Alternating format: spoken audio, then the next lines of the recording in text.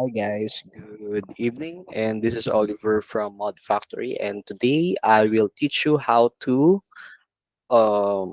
use TikTok seller, TikTok shop, and also TikTok affiliates, which is you can already collaborate with influencer here in Philippines. So first, we're in homepage, and you can check here. You can check your products here, manage products, product bundles. It's this platform TikTok Shop is same with Shopee and Lazada as well. Kumbaga in terms of function, almost same naman sila, pare-parehas. And the thing here is you can also check on promotions. May mga free promotions and campaigns that you can join as well. Free po siya. You can go here on campaigns. Then you can register here. Yan, register po kayo dyan, pwede po dyan. And also here, kung saan po pwede ang inyong brand. Okay. Then, in terms of shipping, there's also shipping options. Our partner logistic is JNT. So, ito naman po ang gamit natin. And also on orders, managing orders. Dito nyo makikita lahat ng orders na papasok. So, and also in terms on running ads, you can click this shop ads. So if you want to run ads here on TikTok Shop, pwede po siya. You can start as low as 500 pesos if you want to start, or 300 pesos per day if you want to start. Okay.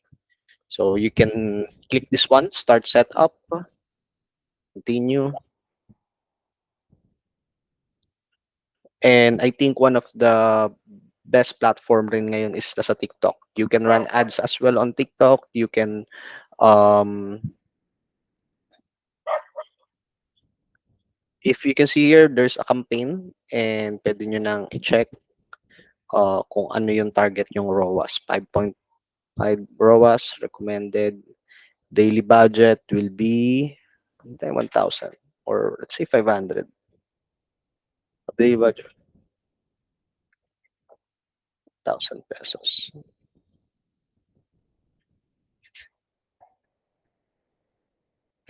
Masyadong mataas ang 10,000. Anyway, you can start on 500 or 1,000 pesos on that. Then on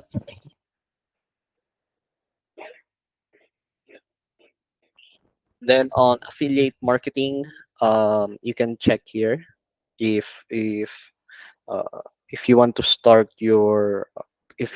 collaborating with influencer, click here, affiliate marketing.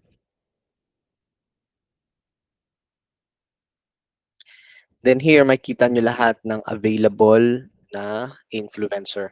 You can directly message them and ask for collaboration if they want to collab, and this is your commission. So si influencer, commission pay sila. You don't need to pay them around 1,000 pesos or any amount of money, or you can just do exchange of your products. So pwede mo sila padalahan ng tatlong t-shirt, then they have around 20% commission on their sales, on sales na makukuha nila para sa brand nyo. Wala nang problema doon. So um that's the thing on collaboration. But of course, it's different if if you will do if the creator or the influencer is really famous na tinatawag. So malaki ang influensya. Let's say mga malalaking influencers like may 1M followers, may 2M followers sila. So it's different deal na yon. There's money involved na siguro if that will be happen. Okay. So dito makita mo dito yung affiliate orders, order ng mga affiliate na nakuha mo, and also you can manage creators, also partner with campaign. Yan. You can message them, products creator. Here, creator messages. Here's the thing on TikTok influencer.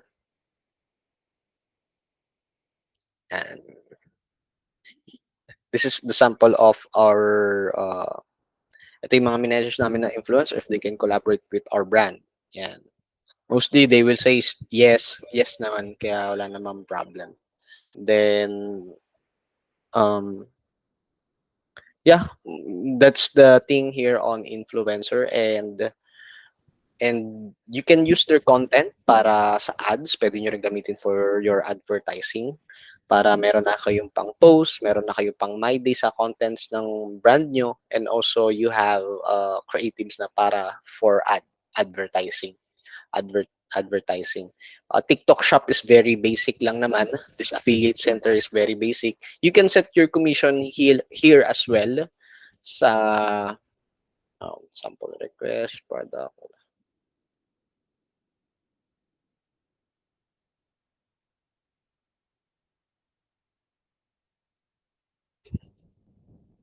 You can set your commission on the product. Pwede nyo dun i-click. So, wala dito sa affiliate center. Dito nyo siya makikita sa seller center nyo. Then, here makita nyo yung uh, analytics, data analytics ng mga influencers. Kung ilan yung followers, average video views, video GPM. Yan. Then, you can choose here kung anong niche kayo. So, we are on fashion, click the fashion, and you will see all the creators that doing the fashion. You can message Glidel, you can invite them, you can message Justin, invite them as well, or Itsuris, I don't know. Yeah, definitely make a good relation with your mga influencer. Malay mo, sila na yung magpa-boom ng inyong brand, diba? So, that's the key foundation then para makapag-request din kayo ng another content, if ever. And, of course, um, and giving them a good commission as well. Yan. So, yan, madami kayong pwedeng i-message ng mga influencers and creators that can promote your brand. The thing here is you just need to work it out. You can medyo need lang talaga siya tiyagain kasi may message siya, may back and forth pa yan. Ipapadala pa sa kanila, then isasayo nila, etc. Then may there's something work to do on that kasi there's back and forth work. And yun lang naman yung magiging work done. But the good thing is you will not spend ridiculous amount of money on the advertising or creating contents, creating video. You can use the video of your influencer, or and plus they can also promote your product, and you can use it. You can use it on your contents as well. So here on print on demand naman, in terms of marketing, you just need to be resilient and resourceful. And there's a lot of way how you can market din naman yung product through live selling, if kaya mo, if you want to do it, no problem. But based on the data that we have, na marami ring sales through live selling. So there's a lot of ways how to market your brand. First is through Facebook and Instagram meta ads, and also doing TikTok influencers, collaborating with there's a lot of ways to do, but of course matrabaho siya, marami rin siya. But the good thing there is Mod Factory is kumbaga wala na kayong problemahin sa operation nyo, wala na kayong problemahin sa shippings and quality shirts. All you just need to do is market the product, your product. And yeah, I think that's the first step that you need to do if you don't want to spend a lot of money.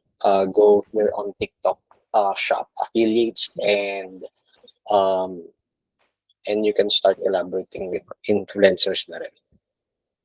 All right. Thank you very much, guys, and have a good day.